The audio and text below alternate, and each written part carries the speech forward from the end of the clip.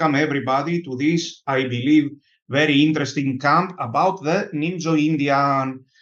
My approach, as you know, in most cases, is to choose lines which are mostly based on plans, on understanding of the position of typical ideas and not of memorizing. Of course, occasionally we have to play the best moves like a computer, and when this is the case, we will do it.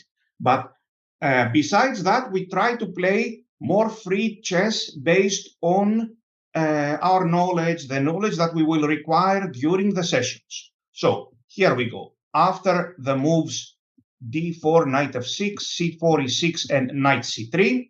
So by far the most common, objectively the best move is bishop b4, the Nimzo-Indian.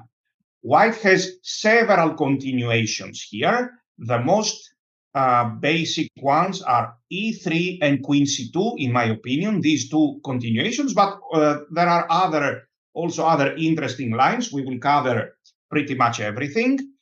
And today we are going to talk about typical strategies. So for today, the opening moves will not matter at all. In some cases, we get similar positions even from different openings. What matters is to understand the ideas behind the typical structure. So the first and very important typical structure of the Nimzo-Indian is the one with double pawns on c3. So white played knight f3 in this game. Let's very quickly clarify, although we have, for people who are watching us for the first time, although we have talked about it, after the move knight f3, when I see in the Nimzo-Indian the move knight f3, I can even capture on c3 immediately. This is working quite well.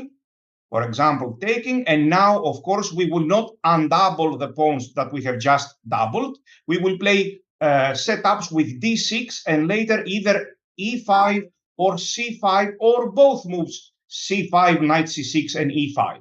So when I see the move knight f3, I can take on c3 sooner or later, even immediately. But when I see the move e3, let's clarify this very fast. Now, it is not a good idea to take on c3, although there are some grandmasters who like this move. For example, the famous grandmaster Vladimir Akopyan, he plays this line quite often. So b takes c3. Now, let's explain why this idea is dubious for black. Let's say we castle. I know some of you already know it, but it has to be pointed out. White will use a different setup. He will play bishop d3, and it is very important that he will put his knight on e2. And now, unfortunately for black, as we will see, black's only idea, but a very effective one in these positions, is to play f5. But the way his pieces are structured now, it is really impossible for black to play f5. With a white knight on e2 instead of f3, white can play such moves, and later, even if necessary, g4 and knight g3, or even knight g3 immediately. And so black will be left without any pawn breaks and therefore without any counterplay. So we need to be careful and we need to know what we are doing. So let's start by studying now, not theory, I repeat, but typical ideas. White, black played c5, a very common and good move. Black played e3. This is, who knows please, the name of this variation? Very famous variation, very good. Who knows it? So this is the famous Hibner variation. So white, black played knight c6, and since we are talking about double pawns, black will eventually take on c3. Black is ready to take on c3 at some moment soon, and then play with d6 and e5. So let's check. Bishop d3, very logical stuff. And black takes on c3, d takes c3, and black plays d6. Black wanted to first include the moves c5 and knight c6. This is what he did. First, he played c5, knight c6, and then he took on c3. Why? So that his idea is quite deep. So that after castling, he will play e5, but he will not do it with the knight on b8. His knight will be on c6 already, neither on b7, nor knight b8 and queen e7, for example. His knight will be on c6, and now whenever white decides to push d5, we are very close to achieving the one and only, but very effective, plan that we have in the Nimzo-Indian with double pawns. I won't say only plan, this is maybe a bit of an exaggeration, but let's say the main and most common plan, which is to play f5. This knight e7 is the correct move. We are already threatening to win a piece. He goes e4. By the way, let's start with something really very rare but very beautiful. So there is this move, queen c2, which has been played on several occasions, stopping e4, and we castle, and our plan is to sooner or later try to enter this move in the game, play f5. And here there are some games, if you can believe, where white played this move, knight h4, intending to control this square on f5 and continue with e4 and maybe later f4 or g3 and f4. However, this nice looking move, knight h4, is already a huge blunder. Who can believe that black is in fact winning here? Who can believe and who can find it, please? This is a very nice test. Of course, we are not using our computer. We are only using our brain. So who can find the very nice tactical motive for black here, which is offering him a winning advantage? A very hidden idea, very well hidden, not easy at all to see.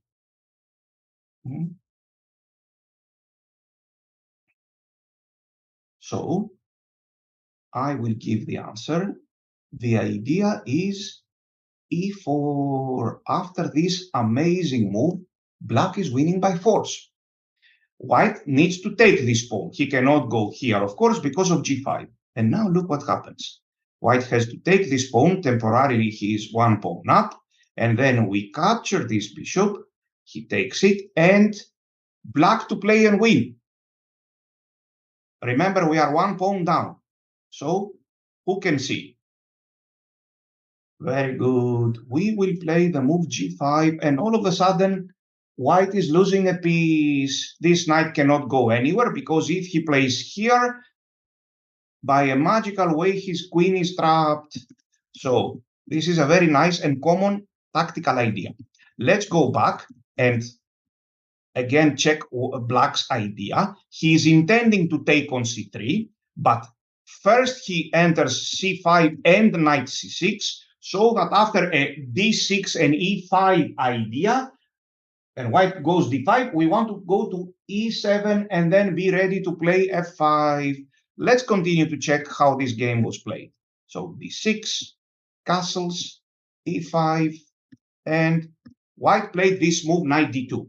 Generally, in such positions, black is not really interested and not even curious to start collecting pawns in the center, because the position will open like by capturing on d4 several times, because he will open up the pair of bishops. Black wants to keep the position closed, so he castles. And in this game, white played the move d5.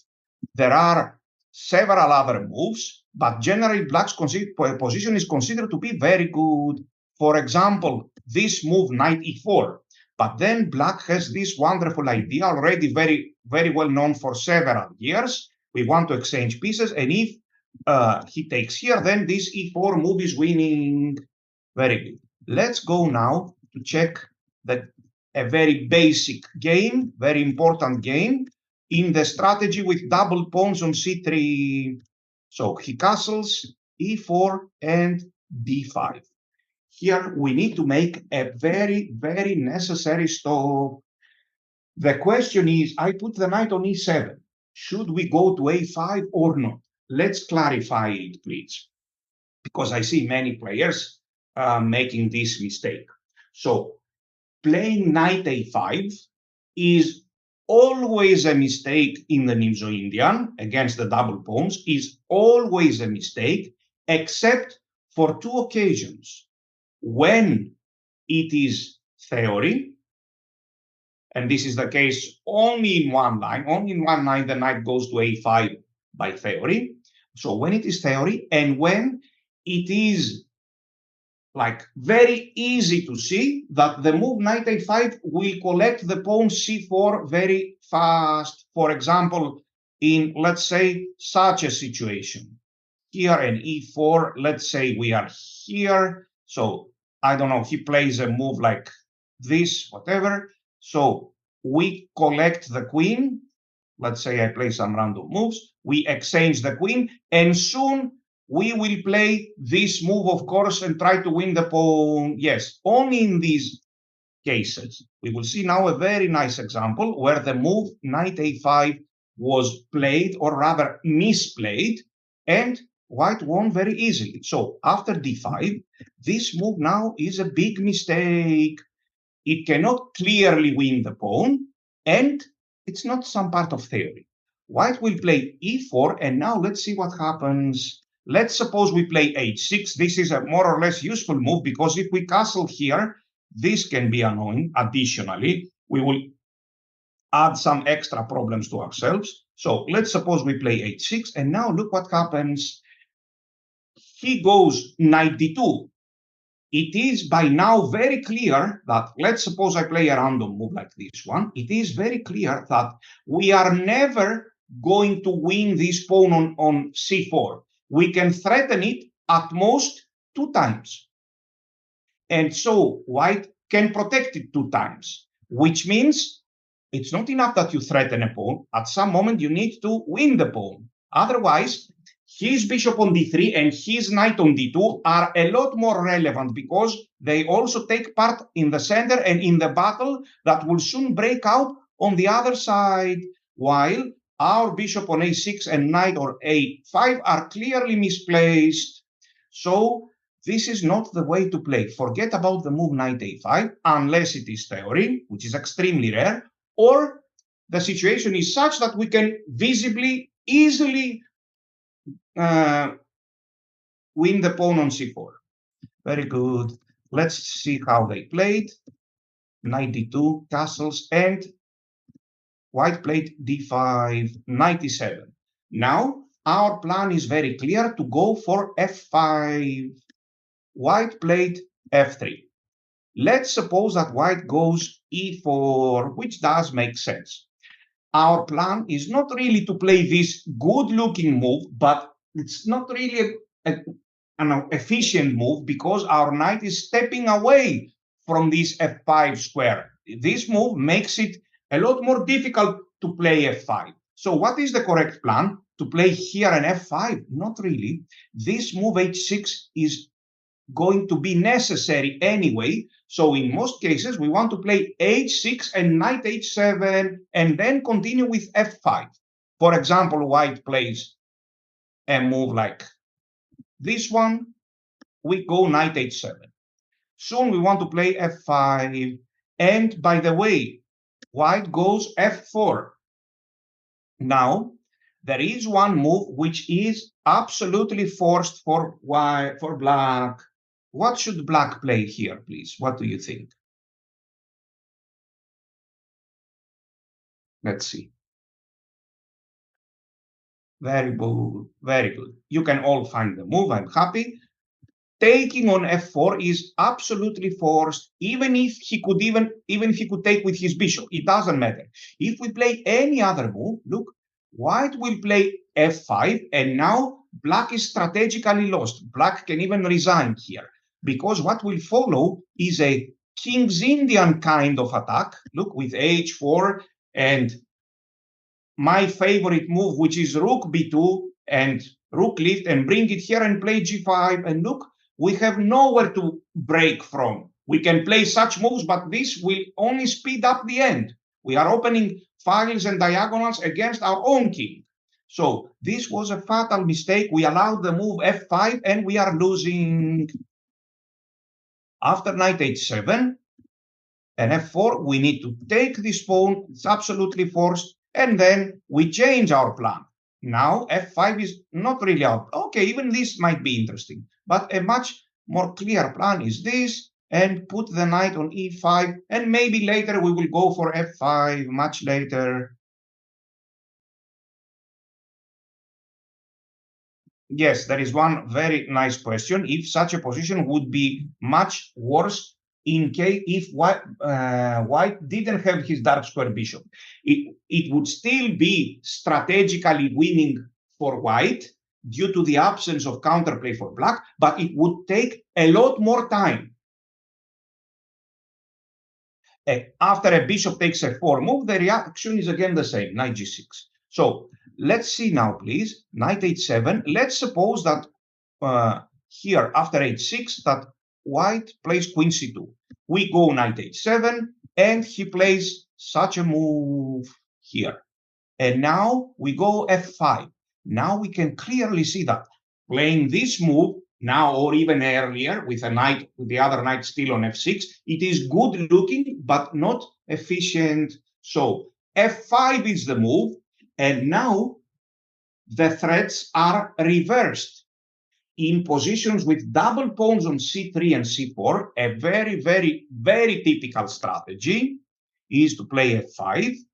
And now we are threatening which move, please? For example, he goes f3. Which move? Black will, of course, play f4. If you can believe, the computers of the much older generation, like 20 years ago, they would consider this position a big advantage for White.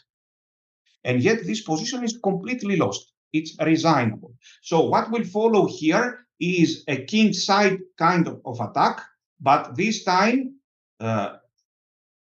with Black on the attacking side. So we will play here, we will put the knight here, and look, White cannot react at all on the other side. He doesn't have any play, he cannot go for b4 because he has double pawns. This is pretty much a good moment for White to even resign. His two bishops, as you can see, are sorry side.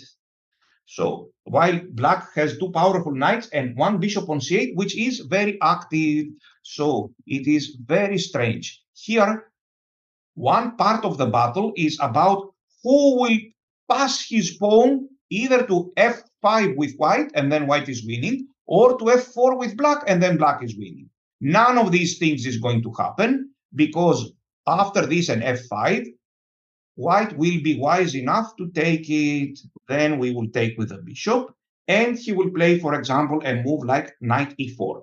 Now, if they ask, okay, we played f5, e takes f5, bishop takes f5. What is our plan here? Our plan is, first of all, to play this move to strengthen everything, protect this bishop, protect this pawn, protect everything. Because if I go here, look, there are such ideas all the time, winning a pawn. So we need to be careful. The move queen d4 stabilizes the position. And if they ask, what is our plan after all here? Our plan is to start exchanging minor pieces, all of them except for this bishop. For example, he goes here, I capture whatever I find in front of me. He takes it, I capture again. And in the end, so what will happen? You can take with the queen, with the rook. What will happen in the end? What is a possible scenario? This knight, in some middle game or in some end game, it can attack this pawn, and then there is no defense. Quite often there is no defense. The knight can go here, or after some long maneuvering, we can go with b6 and knight to a5. If the move b6 is necessary to be played, then we will play it. Yes, we will come to that. Yes, one question is here, we cannot play f5 now. Should we play b6? The answer is yes, b6 and then f5. So let's see how they played in this game. White chose f3. Black played bishop f5. This is an interesting move, provoking e4. I would say that an even better move is this h6 move, continuing with our plan. Anyway, bishop f5 was played, e4, and he went here. Now, this is an old but very classical game between Josef Pinter and Jan Timman. This game was played in 1982. So we are talking now about the strategy with double pawns.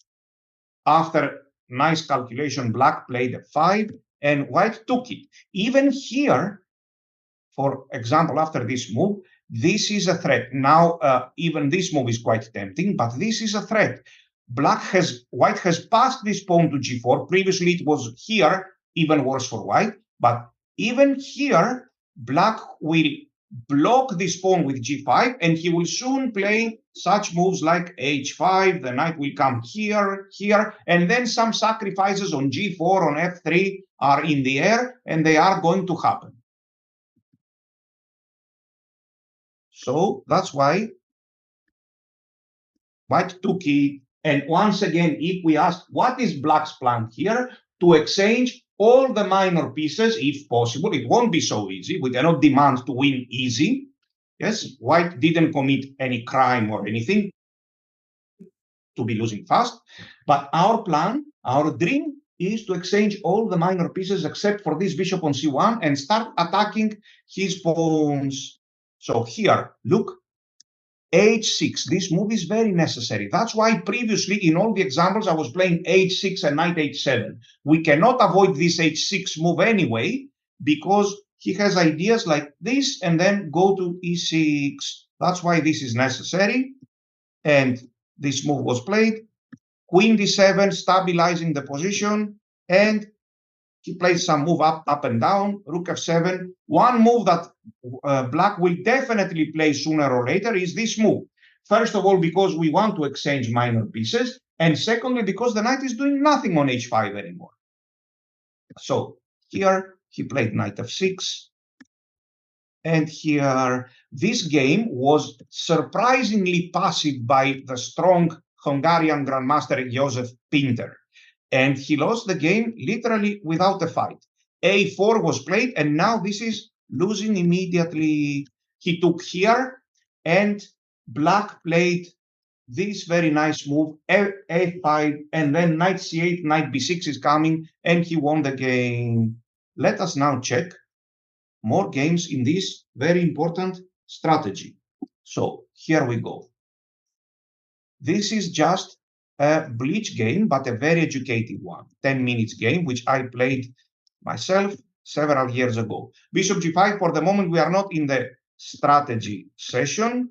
So we are not, sorry, in the theory session. We are in the strategy session. So some other version of the blocked pawns. I just play knight bd7 and e5. It is playable. I castled. He played here, and c5, d5. This move was a bit premature, and now black is better. I played rook e8. This was maybe an even better move here, and now knight e5. This would have been much better. I played rook e8, and he played this. Again, I should have played e4, but I played knight f8. e4, black anyway now is better because the position is closed and our knights are superior to his bishops. For example, after a move like knight g6, castles, and knight h5, black has a very good game. The only problem about our position is that it is not easy to play f5. It will take some time, and black is hoping that he can achieve the desired move. Instead, I played this move, and I played g5, which is also interesting, intending knight g6. Black is better because the position is closed.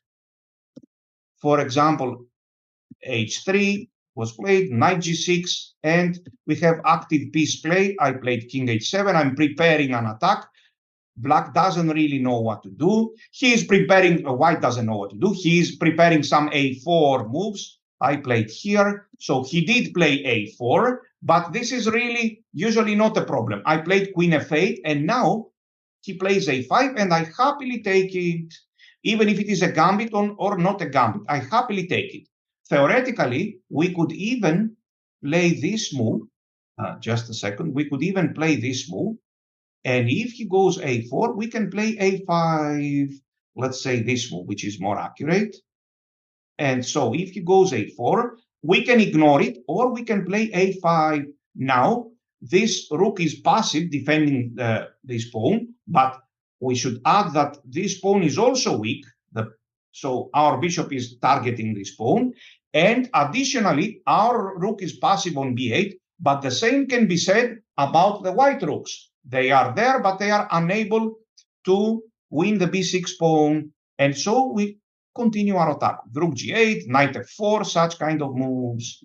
Let's see now what happened. So this is another similar strategy against the double pawns. Here I just captured the pawn because this is a free extra pawn. And I changed now the type of play. I enter an endgame with an extra pawn and I won quite easily. I strengthen my position. I bring my knights there. Yes, and he blundered, but anyway, the position was lost. This is a nice maneuver because I will start targeting his weaknesses. Queen a6 and the knight is coming to b6. In all these lines, we can clearly see that this is the biggest problem for white. The bishop has nowhere to go. Very good. We are still on this very, very important version of the strategy with double pawns. So let's check another good game for black. This is the game between Darius Virch, a young, very talented grandmaster, and Nikita Vidyukov, famous grandmaster. So castles, he takes on c3 and d6, intending e5, e4, e5, and d5. By the way, let's suppose that white plays this move. Well, this is not as effective as before. Here, black has a great game. First of all, we can collect the pawn. We can play this move. Take, and now e4 makes a lot of sense. This move makes a lot of sense because it's not so easy for white to regain the pawn. He cannot play, for example, bishop b2. And he plays here. No, we will not give this pawn so easily. We will play here, and we will keep our extra pawn. This is good. And another good way for black to play, who can find it, please? Black to play and gain an advantage. Just a second. Yes. So black to play and gain an advantage. Let's see. A very nice strategical way for black to be better.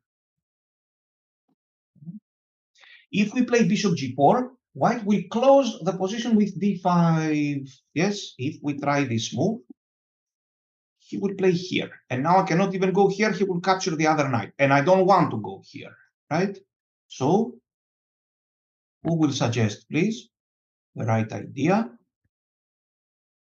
I will give the right idea. The right idea is cd4, e4, and now this very nice move. This is the difference now. If he plays, look, if he plays d5, this time we will jump on d4. For example, here we take on e2 or take on f6, and we are doing very well. So we check now how this game was played. d5, the knight should go to e7, and white knows what he is doing. He is a very good grandmaster. He played this move, knight h4, to stop f5. This is still theory. Black played h6. He has other moves at his disposal.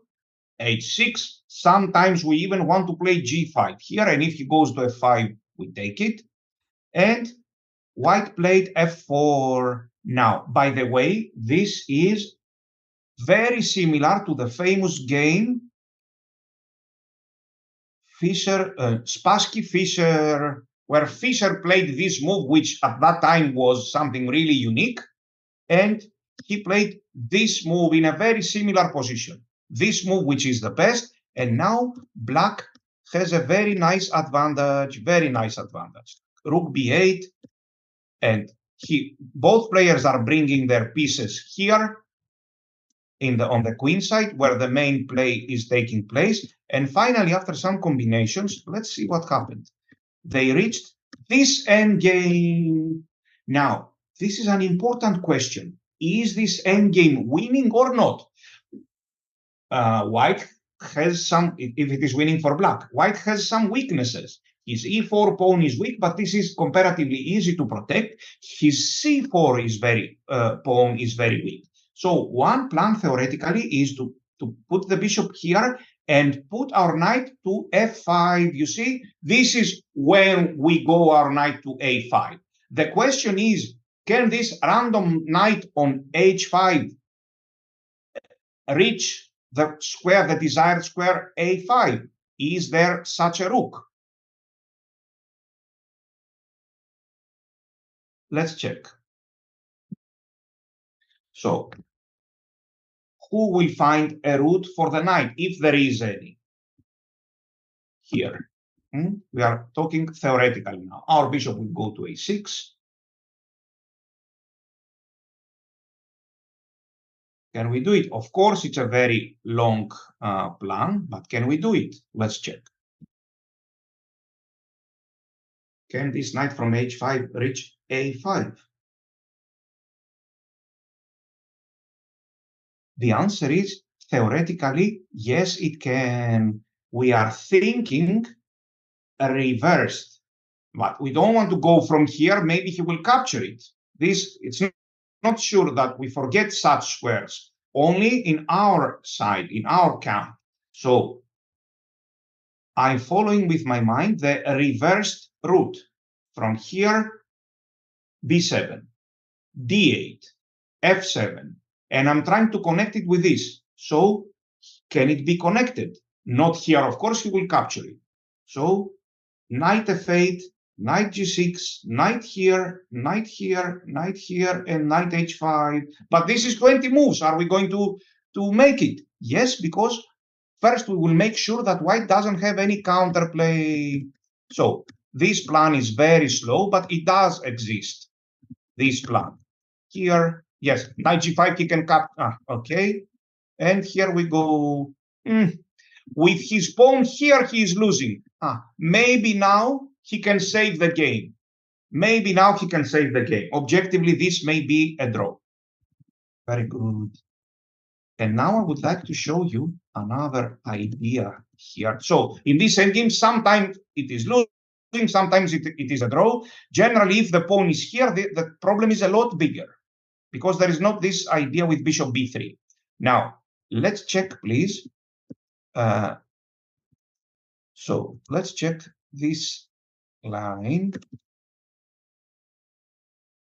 I'm moving up and down now, but so I wanted to point out, yes, this they played here and this is a draw now. But I wanted to point out, look, here is one important idea. The pawn is here, look, and this is here. Now let's see what happens. Now, actually, look, let's see what happens. And he goes here to defend. So here, black is winning. I'm not even talking about such tactics. Look, this is the plan that I discovered by myself. So this endgame with g4 and g5, this important, very nice endgame is winning by force. How is this going to happen? Look, we will play here. Here I go back, and he goes here again. And now look, who can find the plan, please? There is now a very nice plan. We don't have enough time to play here, capture and attack this pawn on g4 with our knight, because his king will return to f3. So who can find the plan, please? Not easy at all. Black to play and win. Find the winning plan. We cannot go too far with our king because white will start counterplay on the other side with some h4 or maybe even bishop takes g5. So this is out of the question. So what plan to play here, please? The answer is, look, we play h5. He cannot take it because a new route for the king will open. So he has to wait. And now we play h4. Look at this. He goes here. Now we happily bring our king here. And now look what will happen. He goes here. He's waiting. We will put our knight on g6 and then on f4. If he takes it, e takes f4 is always a easily winning pawn endgame. And if he tries to defend with his king by putting his king to h2, because imagine there will be a knight here, so he wants not to touch this knight and play here after a knight f4 move. Then we win with knight d3, knight b2, knight takes c4.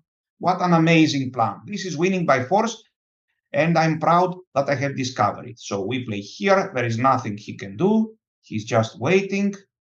Let's say like this. So we play here, and we play here, and the knight is coming to f4. This is completely lost, him. And if he does this, look, just to hide, white is hoping that we won't be able to win with a single knight, but in fact, we will attack his weakness and collect it. We win a pawn, and now this game owes to be winning. Very good. So this is one nice idea to have in your mind about the double pawns. You see, this strategy is far more important than memorizing some unimportant moves. So let's check now another very good game. Here, let's check this game. Yes, I have the white pieces here. This is a rated bleach game. Let's see how white won. So here, black didn't play well, and he was left, he didn't know any theory, and he was left without any counterplay. I need you to feel it, though, to understand.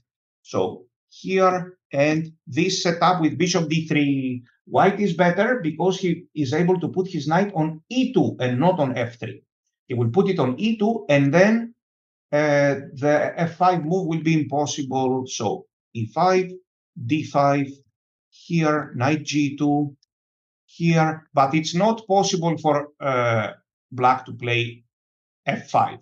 By the way, I didn't like this move. This is a typical idea. Maybe he can play some queen h4 idea. So first we play this h4. I have the white pieces, not the black pieces. Here, and then g4. White is left, black is left without any counterplay.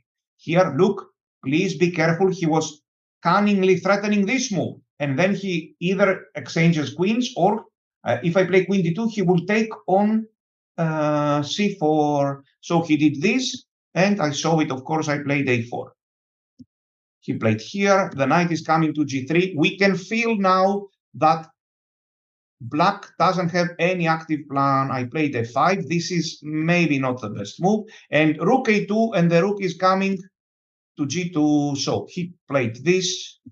I played g5. White starts attacking. Black played here. He may undouble my pawns, but he needs to do something. So I took on c4, and he on b5 and c4 and h5. White is coming. There is nothing for black to do.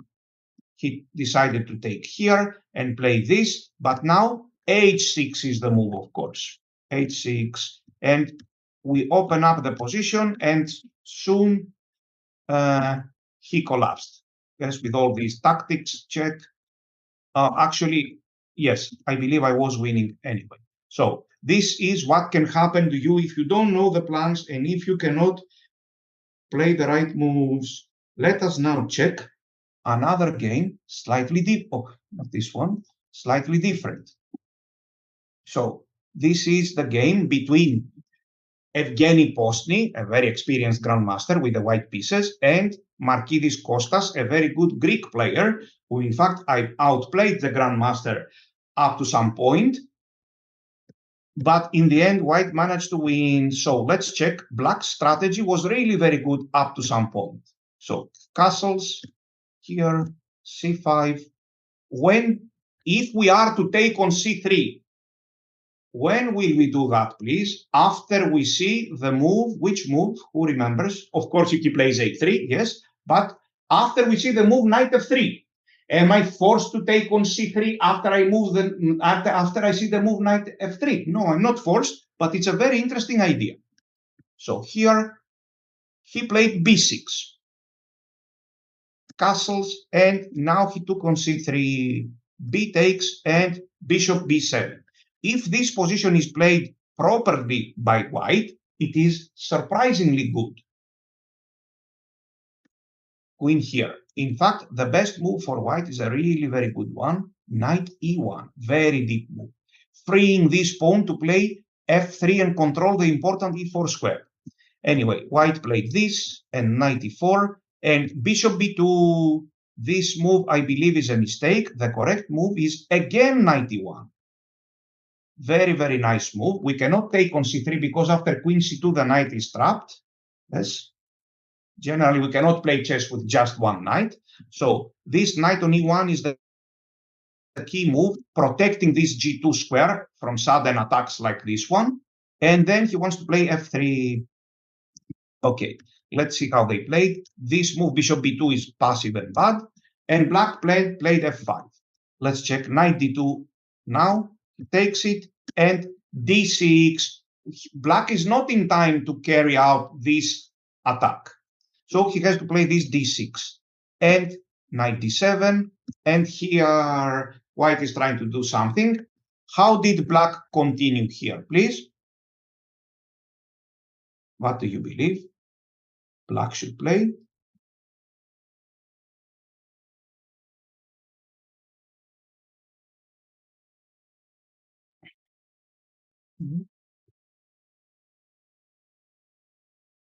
Should he take on e4 or should he play another move? The best move, yes, taking on e4 and then e5 is also interesting, but there is an even better move. The move is f4, blocking the position as much as possible. Now, this is an interesting idea to consider, but it's simply not good. It's not enough that we want to play this move and open up our pieces. It has to also be good, and it's not good here. Besides, the bishop from b2 is not open. So white played this move and e5, and white played now bishop c2. He wants to exert some pressure along the d file, because if the position gets very stabilized, white will win, and he knows that. He wants to exert some pressure along the file and along some related diagonal. Here is the nice question. How should black continue, please? This is a very instructive moment. Black can afford to do many things, to lose 10b, to lose this, to lose that. Why? Because white's bishop on b2 is not playing. It's very easy to be tough when you have an extra piece. So what to play here, please? He played a very nice move. You are suggesting some moves which are a little bit unstable. For example, this makes a lot of sense, intending to protect this point on d6 and maybe play here at some moment. But you see, he is exerting pressure. Now he wants to take this knight and then take on e5. And I cannot just play knight f8. So how to try and stabilize the position? Remove all the threats by white. We already have some correct answer. So the best move would be bishop c6. Very good. I congratulate all the players who found it. Bishop c6. We are protecting our knight and we are stopping bishop a4. We are really not afraid of this move, which was played in the game. Why? Because, look, white is only playing with half of his army. In all these complications, look, here, anyway, here we also have like rook f6. But even if we didn't have this move, look, even if we were forced to play such move, in all these complications, white is trying with a queen and two rooks. Look, the other two pieces don't take any part in the game. You see the bishop on c2 and the bishop on b2. So white is trying with two pieces, with queen and two rooks to win again to win against queen, two rooks, and two extra pieces. This is simply impossible. White has a very, very temporary initiative, which will soon disappear, for example, after such moves, and we slowly but certainly stabilize the position. I repeat, it is very easy to do that because white is playing without his two bishops. Very good.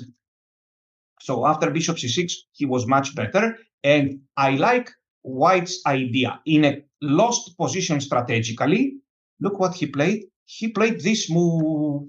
Yes, this is what you must play too with the white pieces. If black takes it, black has a winning position, to be honest. But let's say the position is winning with bigger difficulty. So he sacrificed it, and the rook will stay there forever. An interesting idea would be to just leave it there, but you need to be patient. One thing is for sure, white does not intend to take on d8. He will leave the rook on d5 forever. So they played such moves, and finally he took it. And he blocks the pawn with knight d6. So objectively, here, black is much better. He should have played this move. Queen e7, black is winning. Next move is knight d6, of course. For example, this square is really relevant. And now the good thing for black is that he has an attack. He can attack with pawns or with pieces, like this and here, and start attacking. So in the end, black will win. Because this was a fast time control, black played a terrible mistake. He played here, and all of a sudden, white takes on e5, and now white is completely winning. But this was only, yes, now white is completely winning. But this was only because it was a fast time control. So, very good.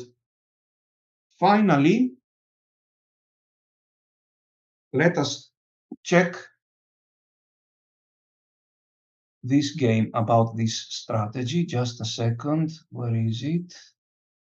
So, let me find the game. There are too many of them. So this is a bleach game that I played with the black pieces many years ago against a player with a very high rating in bleach. So he has to be at least an international master. So we played here. Of course, entering such an endgame would be a big mistake for white. White only has a very temporary initiative with moves like bishop a3, for example. Here we defend, and here, and again here, threatening to play this. Okay, I will play here for the moment. Look, and now let's play knight f to d7. Our plan is very clear. I will put this here. I will put the bishop on a6 and the other knight on d6. We have three minor pieces that can attack on the light squares, and white has two minor pieces that can defend. By the way, it's even better for black.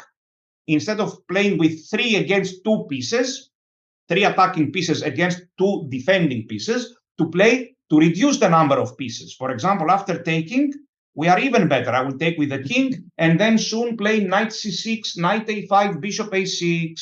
Look, for the players that have less experience, such moves, we are not afraid of ghosts. Why didn't I take with the knight? Because I want to put the knight here and then here, and then bishop a6, and this is a pretty much winning position for black. Let's check what happened here. White made the fatal mistake, because it was a bleach game, white made the fatal mistake of allowing one specific move. So he played rook e1. Who will suggest the correct move for black, please, here? Only one correct move. Very good. You also know it now. Knight h7, intending f5. White played here and f5. And white, as we say, with his eyes closed, should take on f5. Instead, because it was a bleach game, I want to believe, he played this horrible move. After this, it's pretty much game over. I played f4, of course, and look, see it in action now. I play g5 and then knight g6. I'm bringing all my pieces there. I am not in a hurry since white doesn't have a plan. I played here. Yes, this is good. I was younger then, that's why I was so aggressive. Today, I would have played the more calm rook f7 here, then rook here and g4. Very good. So, but this is good enough. It's completely winning anyway. And our plan is, in fact, g3. This idea taken by the King's Indian is far more effective than taking on h3. Look, we have now a huge space advantage, and he is defending patiently, but we will put all our pieces there. The other knight is going to g5, and then inevitably some sacrifice will happen and black will win. So I'm not in a hurry here. He has nothing on the other side. I played here. Look, he organized his defense as best as he could with the rooks on the second rank, but this is not enough. Finally, I took here. He took here. Now I can take on f3. But just for fun, I played this move, win here, because he cannot save his h3 pawn. He is desperate now. Look at his bishops. They are both very passive. He played this. I took it. He took with the rook. And now, of course, I can take h3. But just for fun, again, I played h4 because there is nothing he can do. Look at this bishop on e1. He played a6. I closed the position with b6. This is just a torture. And I brought my pieces. Finally, I took this pawn. And I even exchanged the queens.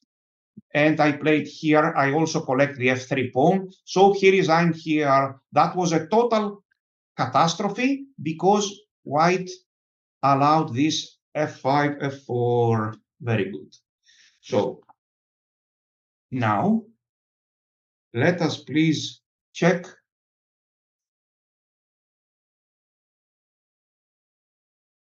this position very fast. So black to move, who will give a complete answer whether this is winning and how.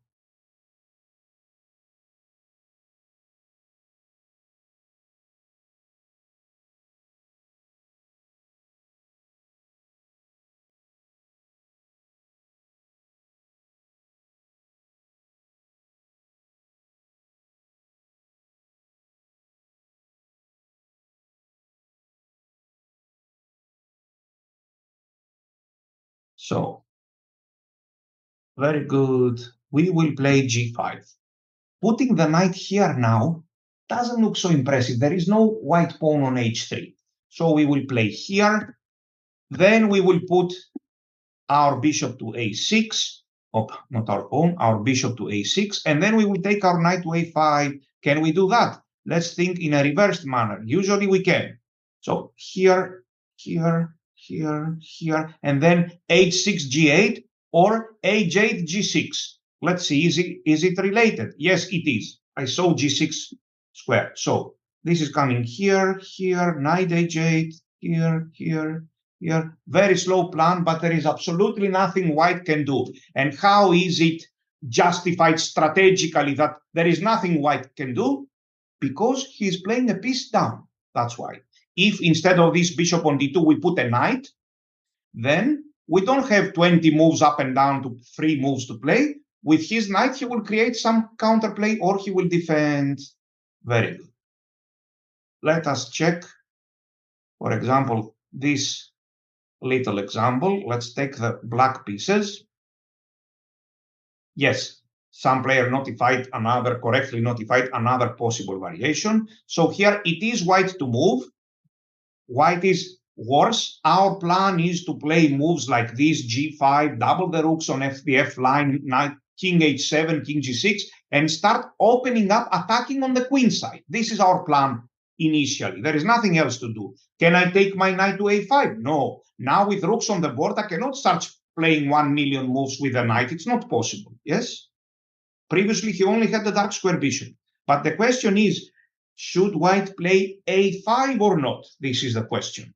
I really like this exercise. f5 appears to be very good.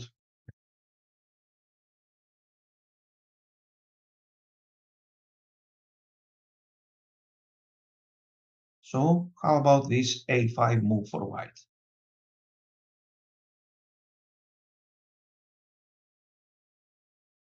Does he have enough counterplay or what?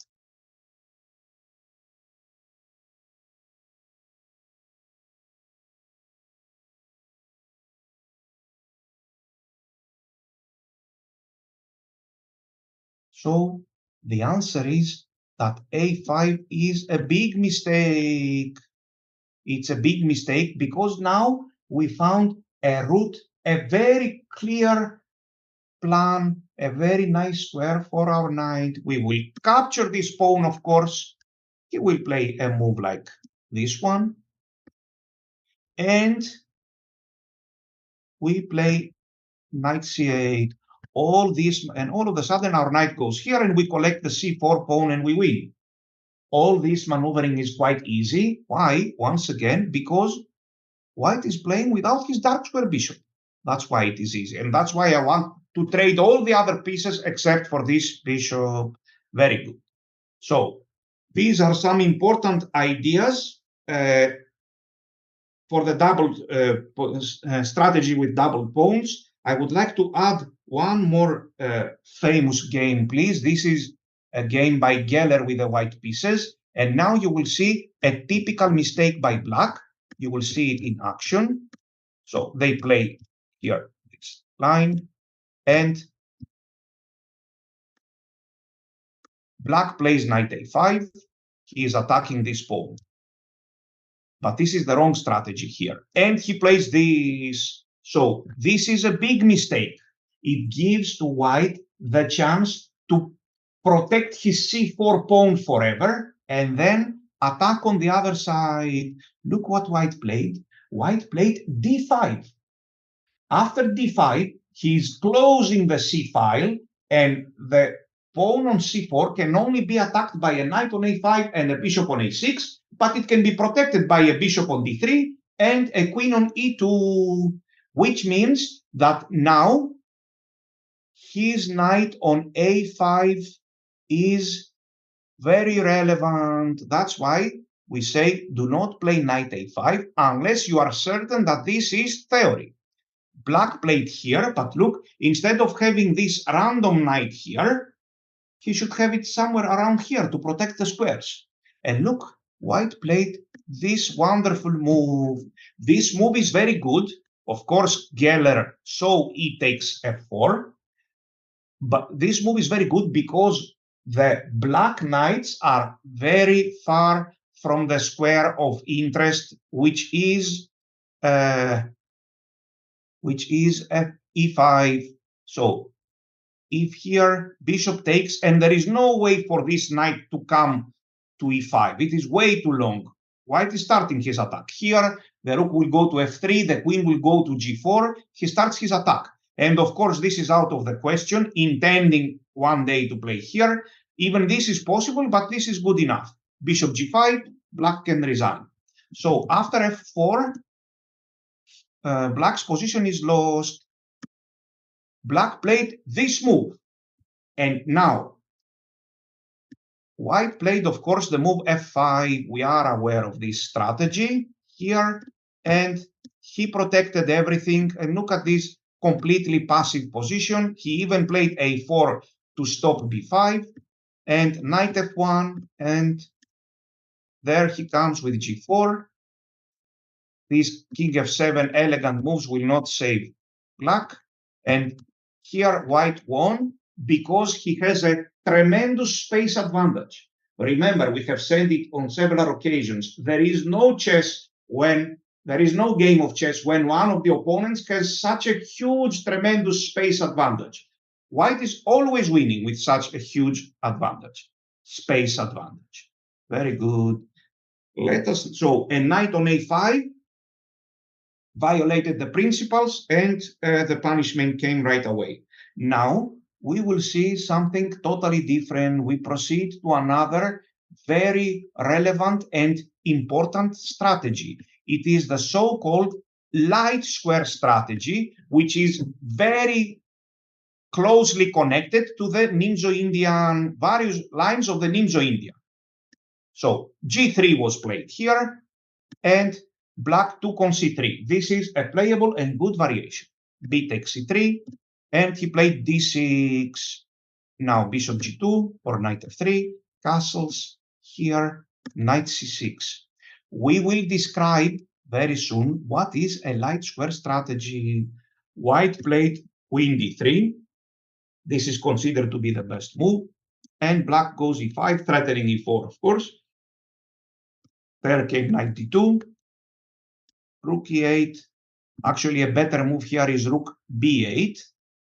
This move, intending to play here and b6, bishop a6, but this move was played nevertheless. Castles, queen e7, and now white played a horrible move after which he is completely lost.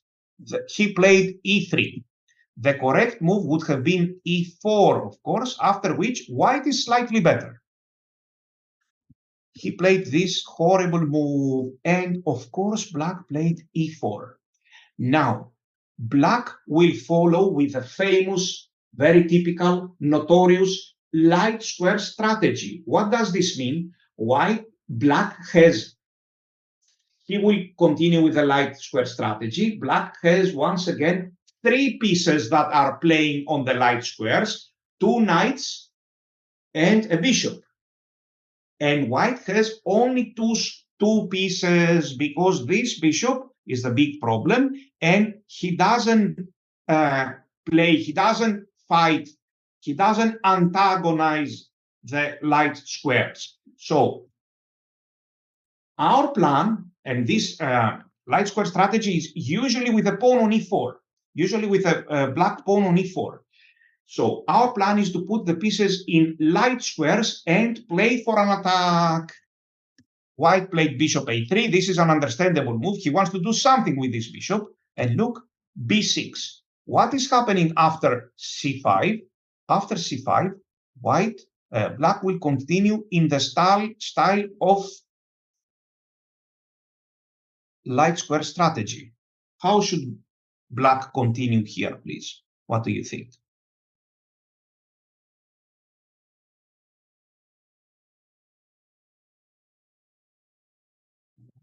We won't play d5. If we play d5, this is a good idea, but wrong execution. If we play d5, look, he will play this, and now soon this bishop will open. Okay, I agree. Again, we are better. So an even better move is this one. B takes c5. He will take it, and now this pawn will stay here forever. I am not interested to capture here. I will play this move d5. So now this is a very problematic position. We may want to play such moves, or simply here and bishop h3, or we can also move this knight, take it to g4 and then to e5. And again, black has a huge advantage. Let's see how they played. Rook a b1.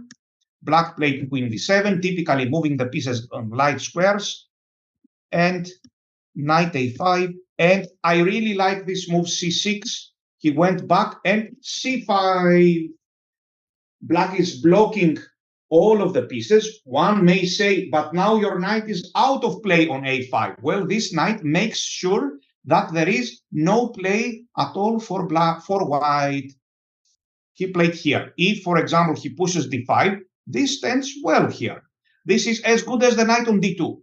So we will continue with an attack here. For example, this move, or actually maybe he can take here. No, he cannot take. So this is interesting. Or maybe h5, and slowly we are building an attack with such moves. Later, g5, king g7, h4, opening up a file and winning the game because white has at least one piece which doesn't play at all. Very good. Shall we here turn against this pawn? Shall I start maneuvering like this and bishop c8, bishop a6 and all this stuff? No, not really. Such ideas are good. Maybe this way we can turn against this pawn. So here, white is completely lost. Black stabilizes his position, and finally he starts with h4 and h5 and bishop h3. He is completely winning. Why is this happening? Because we have space advantage with our pawn on e4, but even more because white has one piece that doesn't take part in the fight, which is happening on the light squares. And h4, and in this completely winning position, in the end, white managed miraculously to save himself and make a draw. Let's check another game. Here, this is a game between Grandmaster Rasmussen with the white pieces and my dear friend, very close friend, and super grandmaster Yannis Nikolaidis from Greece. So, in a totally different opening, it doesn't matter. We are not studying here theory, but strategy. So, let's check what happened here. And black went bishop b4.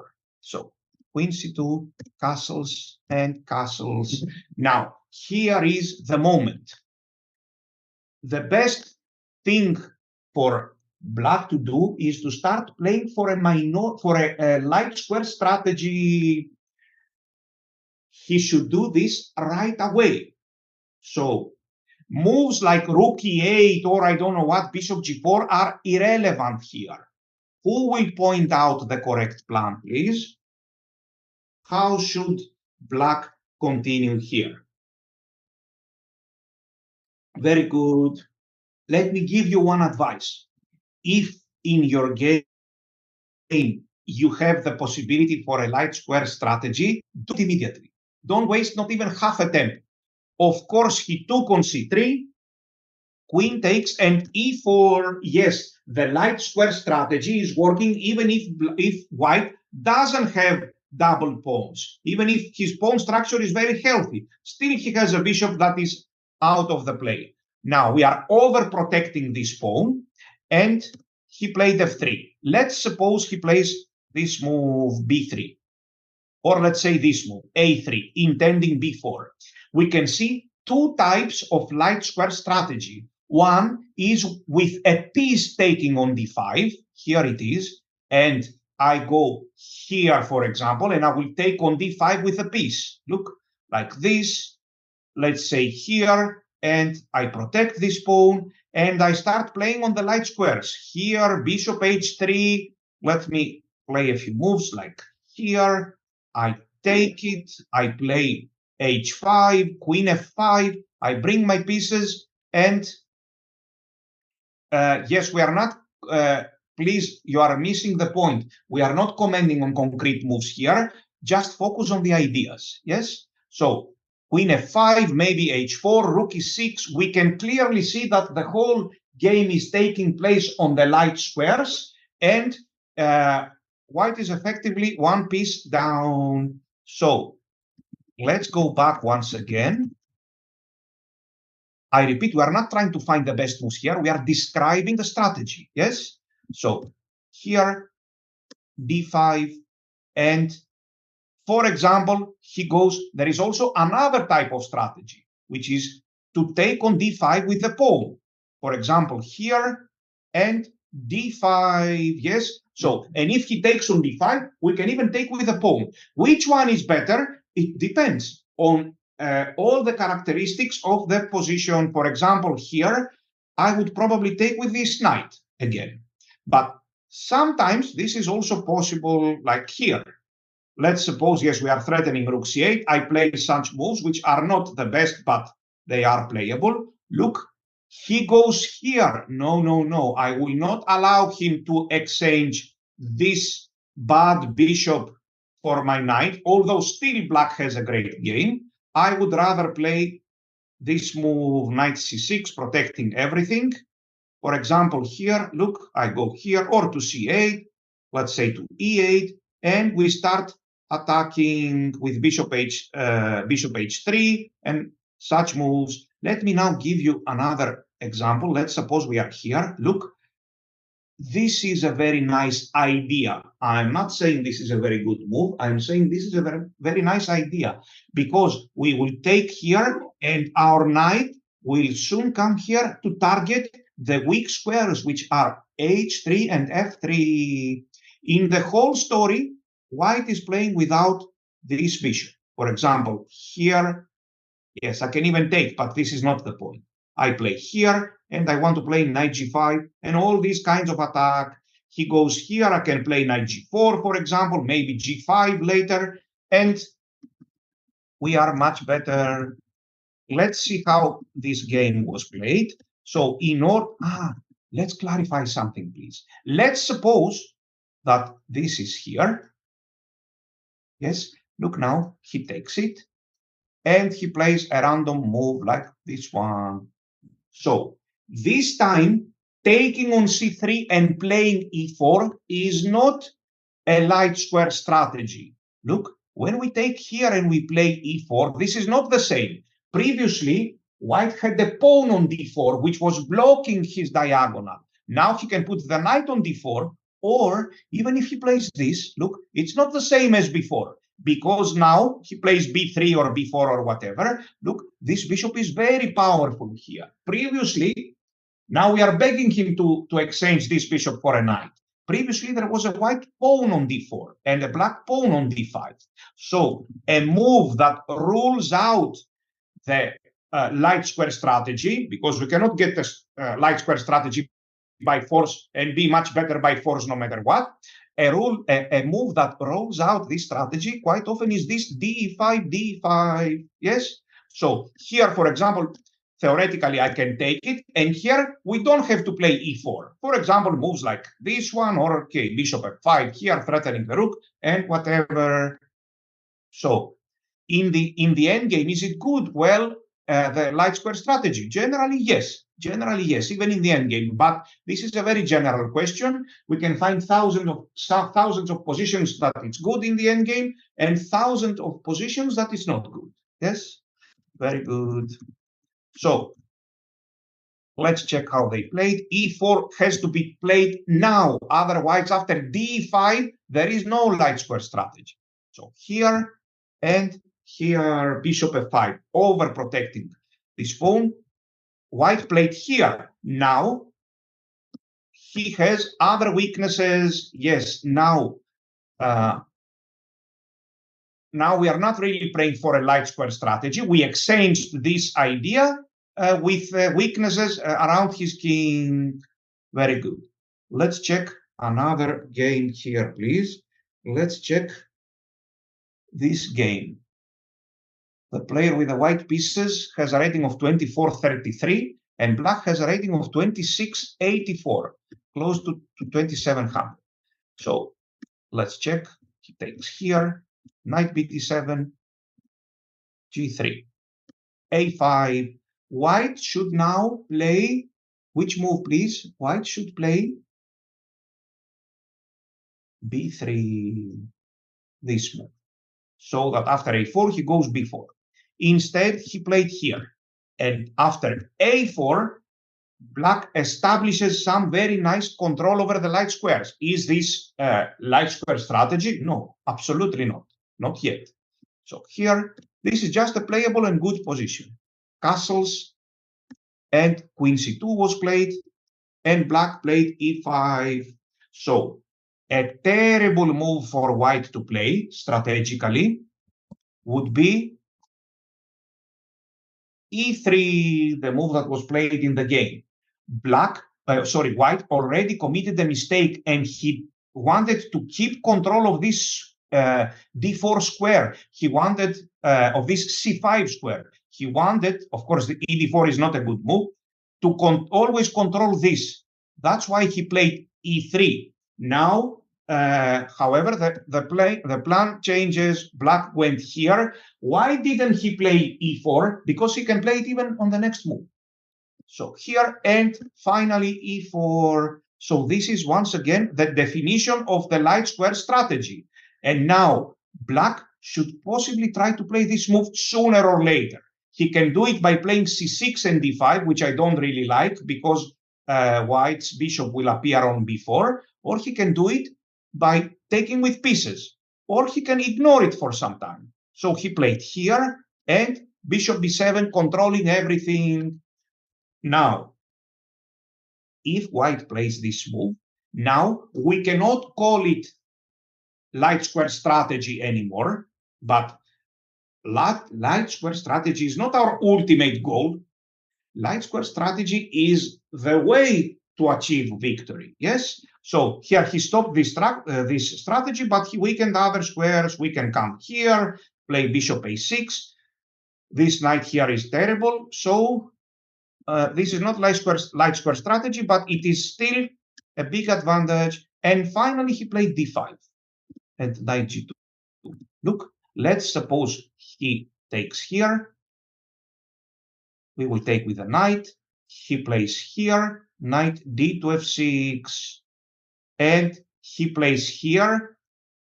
Who will suggest a very bad move strategically for black, please? A very bad move strategically.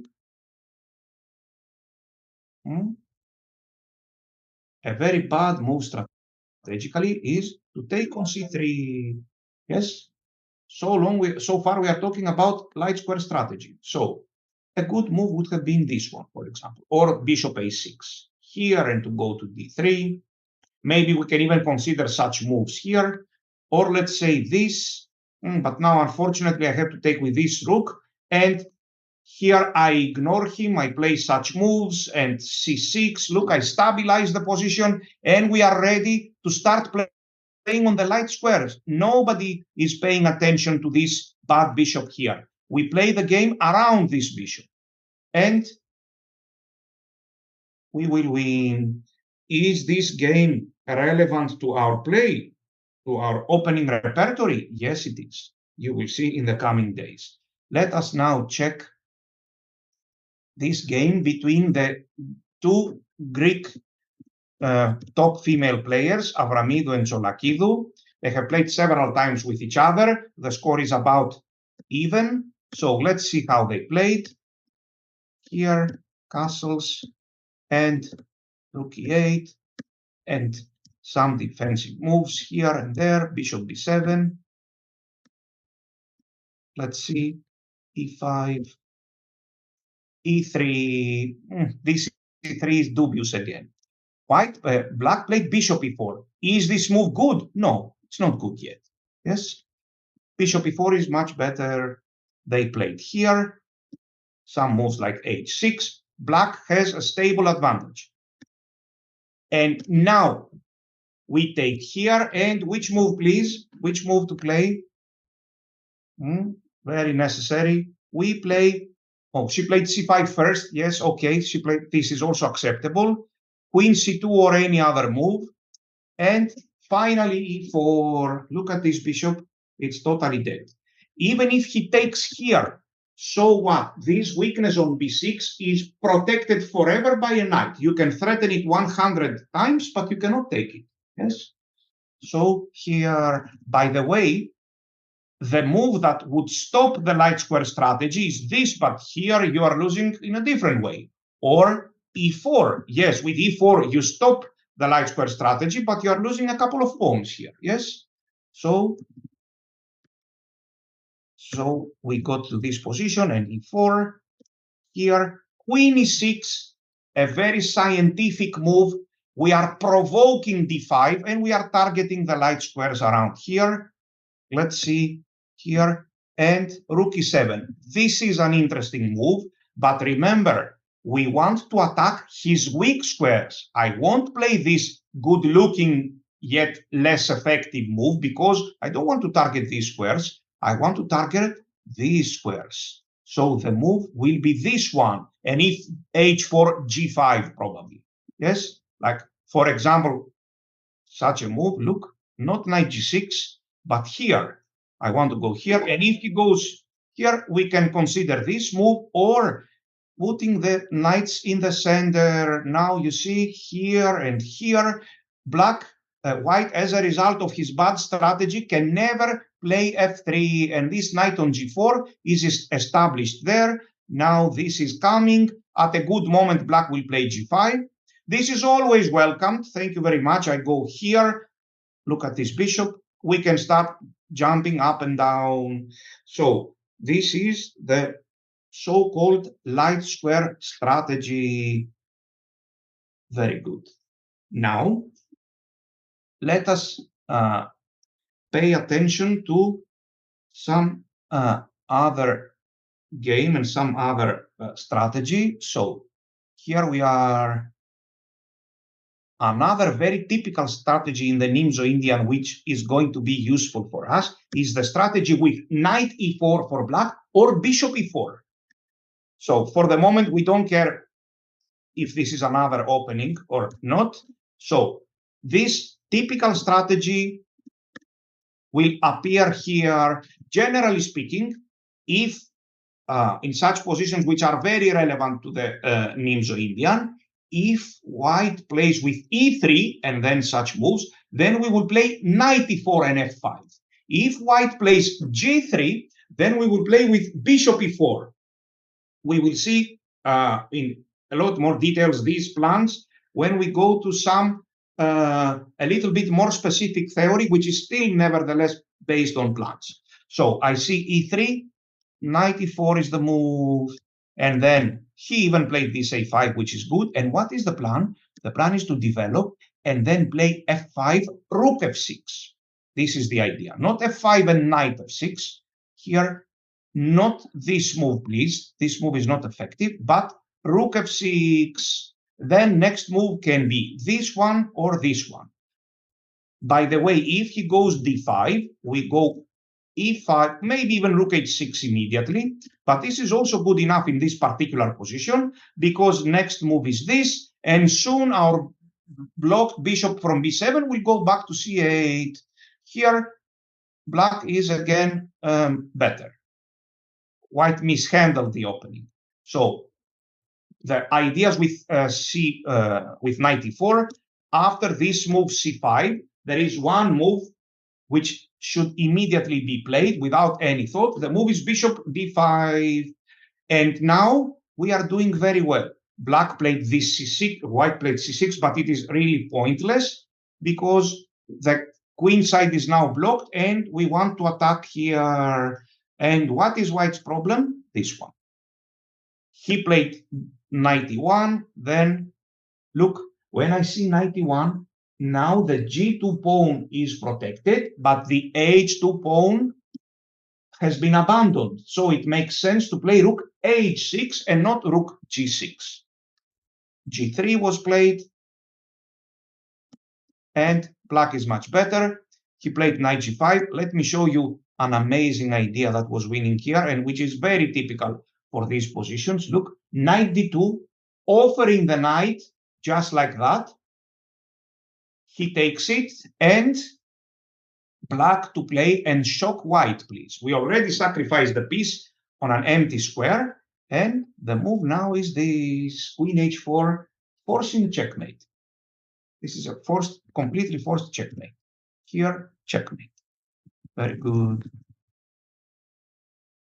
So this idea is with knight e4. We briefly examine it, but I repeat, we will see it even better in the theory session.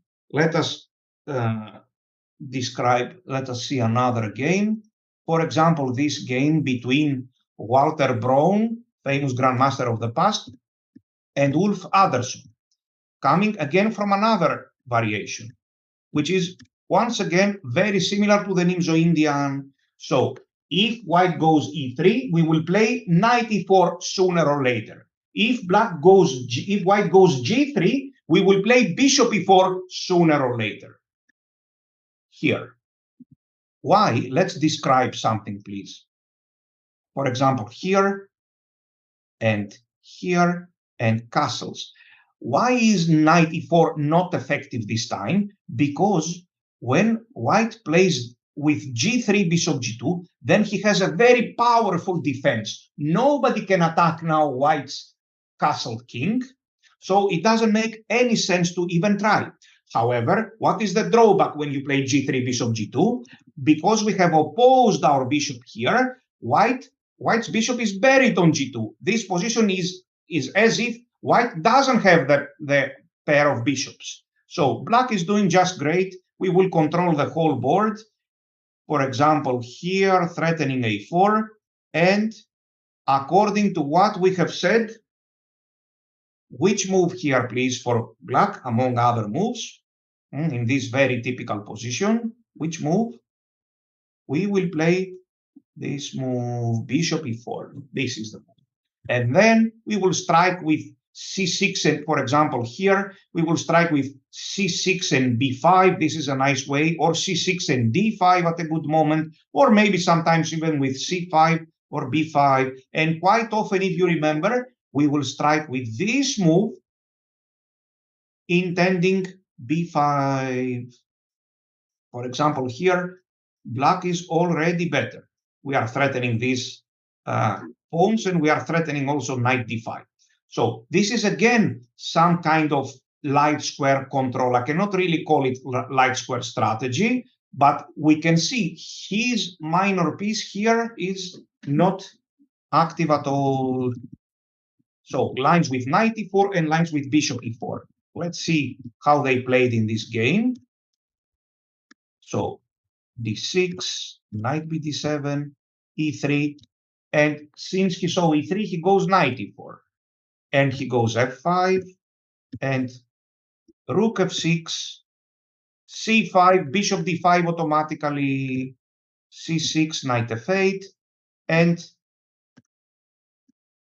rook h6. And now, look, do we play g5 in these positions? Yes, we do, only in these positions where this bishop is permanently blocked. Yes, for example, here, queen h4. But if he would play like such a move, then yes, g5 is very strong, intending g4 and queen h4. We are not worried, obviously, about this diagonal. Very good. So let us check now one or two last games here with this strategy, which anyway we are going to see again. So here you can see from various move orders many openings that look like each other. b6 and bishop here and castles. Black played d6, he is not in a hurry. a3, we take it, and now I see three candidate moves. One is knight b d7. Which are the other two, please? Which are the other two candidate moves for black in this very basic position? You all understand it. One move is a4, very good. The other move is bishop e4, and the other is knight b d7. Which one should I play? What does the theory book says here? There is no theory. I would suggest that you play a4. We take this very important advantage and we put it in our pocket. It is a little bit slow. Maybe he has some ideas like this one, but and if we take knight here, so things are not very clear here, but after this, we can even play this move, or e5, and then put a knight here on this knight square on c5. So a4, as everybody, white hesitated, and he played this move, but this move is clearly weakening all the light squares. And once again, in this so typical strategy, black protects all the light squares. He even played this interesting d5 move. And once again, knight c4, white has a very problematic bishop on c3, and black went on to win this game. So these are the most important strategies. Of course, there are many other like minor ones, which we will see in the games, but these are the most important strategies generally in the Nimzo Indian. Strategies with double pawns on c3, the light square strategy, which is very common. Quite often white neglects it, has no idea about it, and he ends up worse. And it is at the same time connected with our repertory. And the third one, which is most important, is to understand the lines with knight e4 and bishop e4, which we are going to see them today. We just had a general, very nice idea. We are going to see them a bit more specifically starting from tomorrow. So I hope you liked it. I hope you learned some nice things, and we will see them again in action with more concrete stuff tomorrow.